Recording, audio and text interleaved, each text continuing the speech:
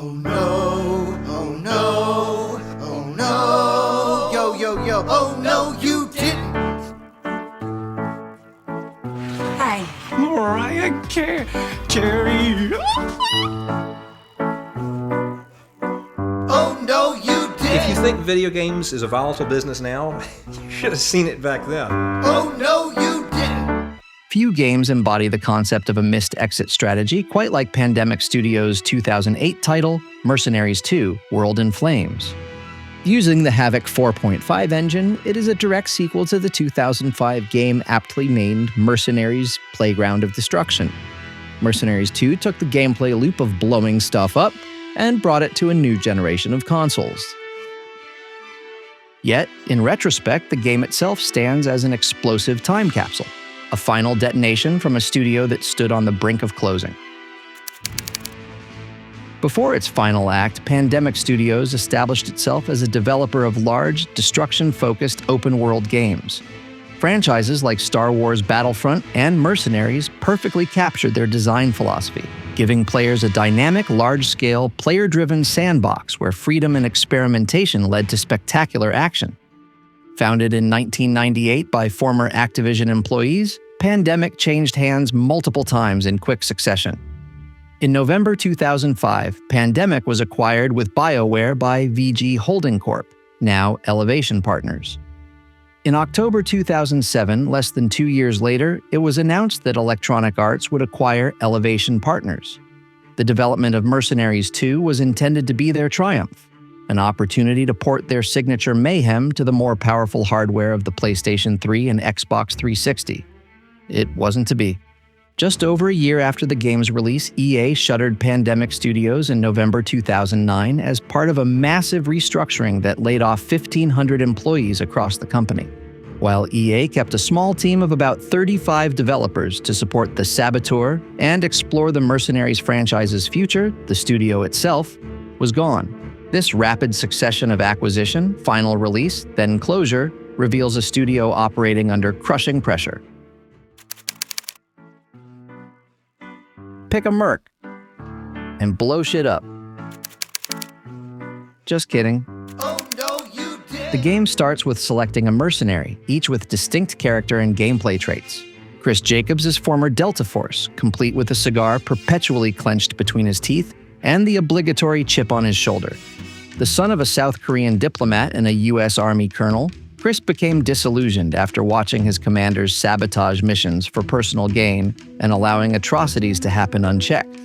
As a mercenary, he's free to wage his own war against the bad guys without red tape or corrupt superiors holding him back, though his moral compass doesn't exactly point true north.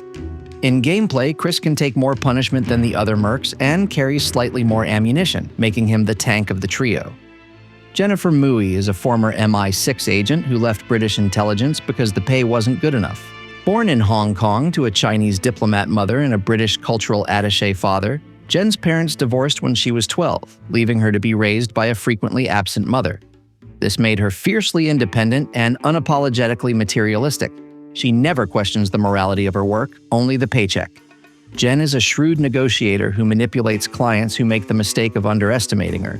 She's the fastest runner and has the longest sprint endurance in the game. She can throw grenades farther than her teammates, but she wears less armor and carries less ammo, making her more fragile in direct combat. Mattias Nilsson is a Swedish wild man with an almost fetishistic obsession with high explosives. A former member of Sweden's elite Arctic Rangers and the Swedish Navy, Mattias subscribes to a code of Viking fatalism which makes him seem insane. Not exactly the wallflower, he has a dry, sarcastic wit delivered with deadpan Swedish stoicism.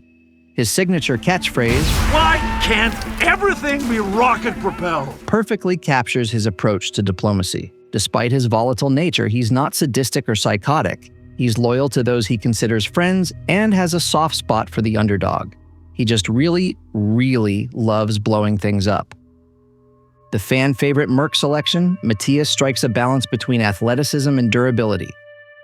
The plot of Mercenaries 2 is almost comically straightforward. The player's chosen merc is hired for a job by a double-crossing oil tycoon named Ramon Solano, who, after the deed is done, shoots them in the ass and leaves them for dead. It's a B-movie revenge story, serving as little more than a flimsy excuse for the player to destroy as much of a fictionalized Venezuela as possible. This act of betrayal quickly ignites a civil war that draws in multiple international factions. But for the mercenary, the only goal is to hunt down Solano and get paid for services rendered. Interestingly, in a 2007 interview, senior producer Jonathan Zamkoff stated a desire to dramatically improve on the original's narrative and make the player characters more three-dimensional. Yet, the gap between this stated creative goal and the delivered product highlights the development team's struggles during the studio's final years.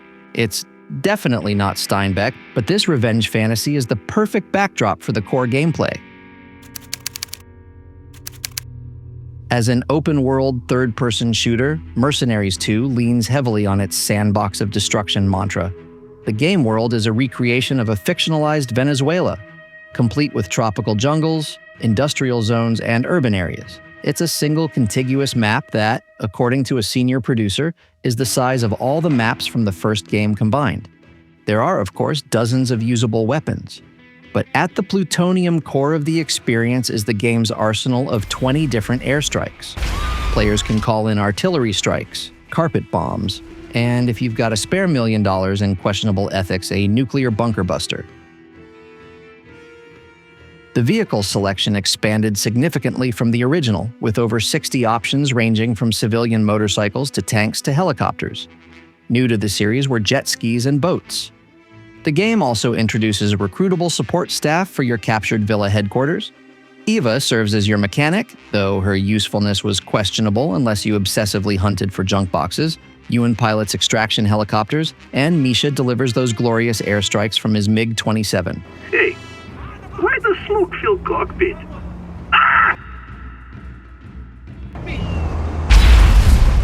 6 factions are trying to take over Venezuela. Allied nations, China, Universal Petroleum, the People's Liberation Army of Venezuela, the Pirates, and Solano's Venezuelan forces. And managing relationships with them is a constant balancing act. One stray bullet into a friendly can turn an entire faction hostile, locking you out of missions and supplies until you pay a significant bribe. The faction system adds strategic depth, but the simplistic dynamics rarely forced any meaningful choices. Beyond story missions, players can hunt high-value targets scattered across the map. You can capture them alive for bonus cash or simply take a photo of their corpse. A major new addition to the sequel was drop-in, drop-out co-op multiplayer, allowing a friend to join the campaign at any time. While doubling the firepower amplified the chaos, the implementation had limitations. Players were tethered together by an invisible leash, and vehicle passengers had little to do but watch their partner drive. Still, initiating a tank assault while your buddy called in an airstrike was pretty cool. As for game length, the main story takes about 16 hours to complete, while a completionist run clocks in around 37 hours. Like the first game, Mercenaries 2 was directed by Cameron Brown. He had been with the studio since its early days, having previously worked on games like True Lies and Radical Rex before joining Pandemic.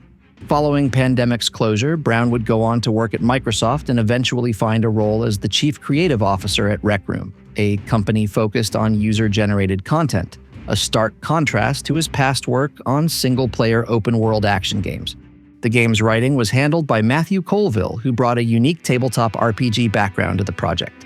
Before joining Pandemic Studios, Colville had worked in the tabletop industry since 1997, designing for the Dune CCG and RPG, the Star Trek RPG, and various third-party Dungeons & Dragons supplements.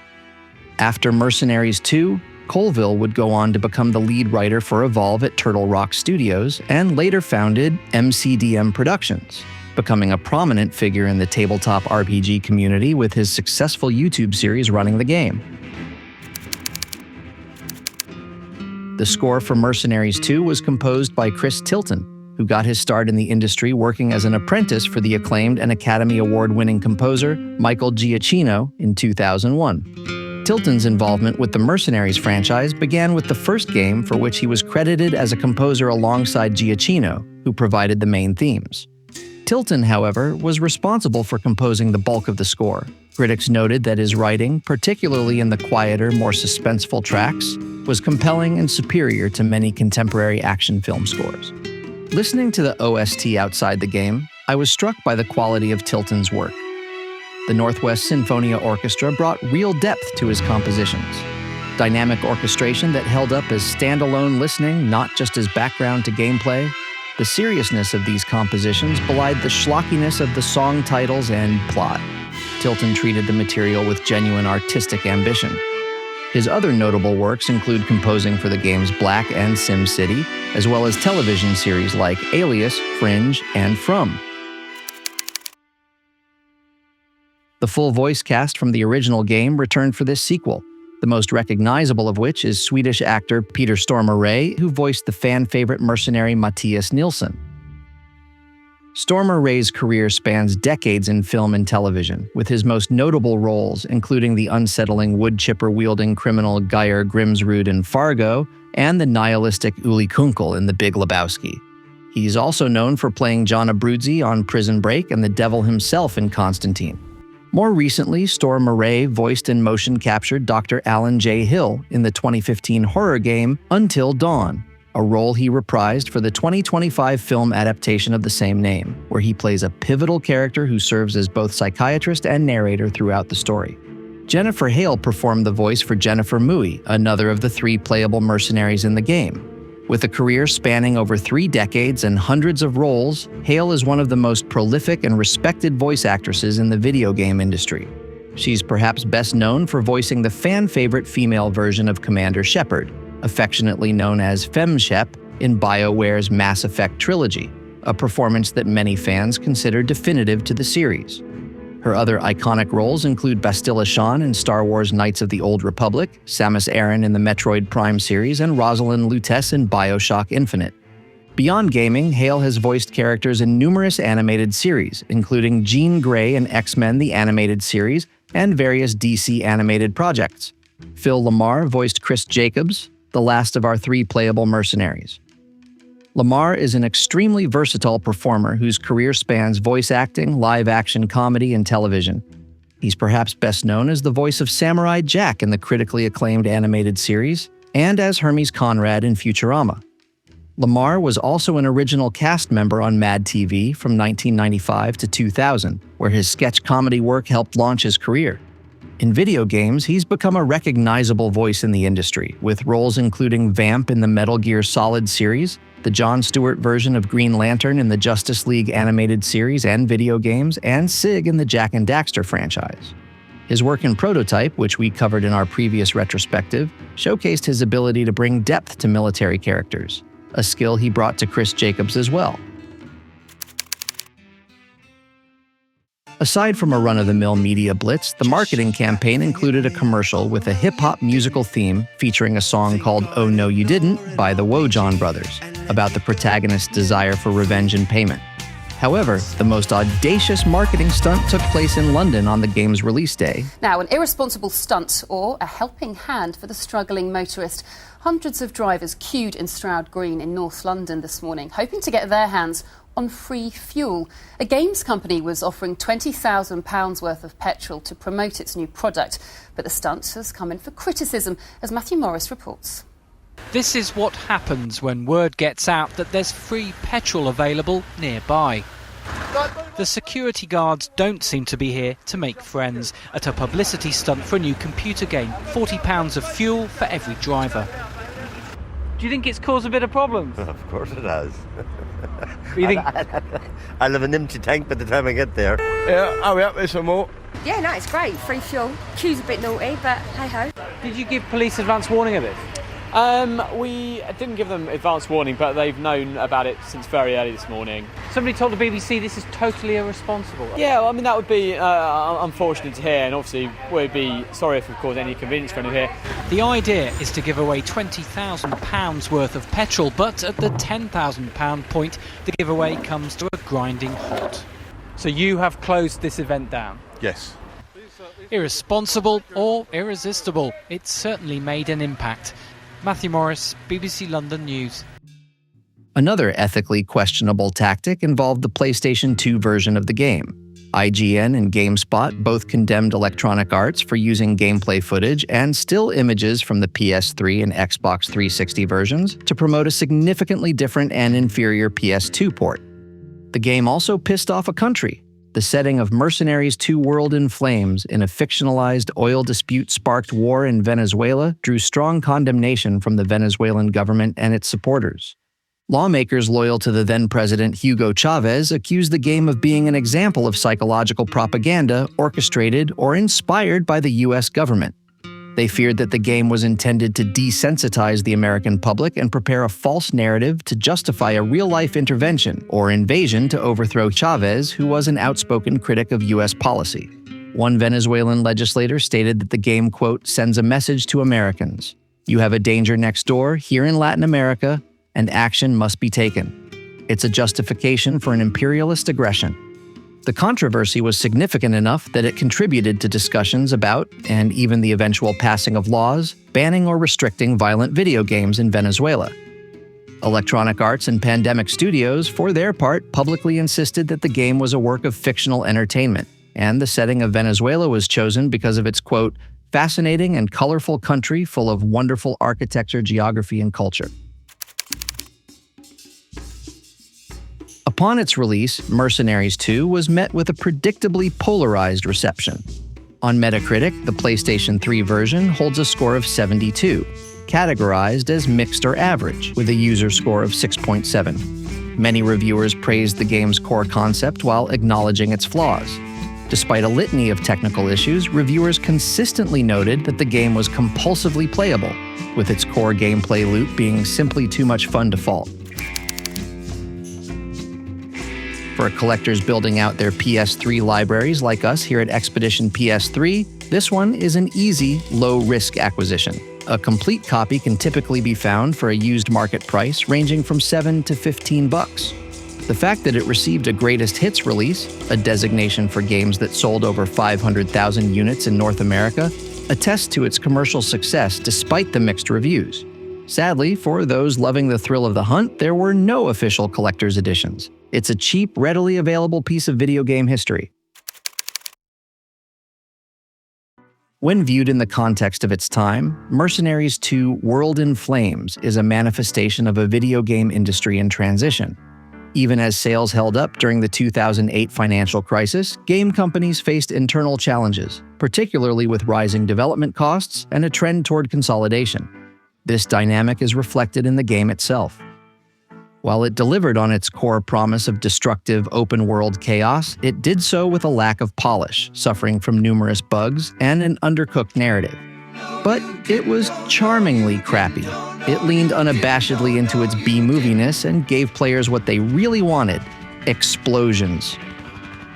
The legacy of Mercenaries 2 may not be that of a critically acclaimed masterpiece, but a testament to the fact that sometimes all a player really wants to do is have fun.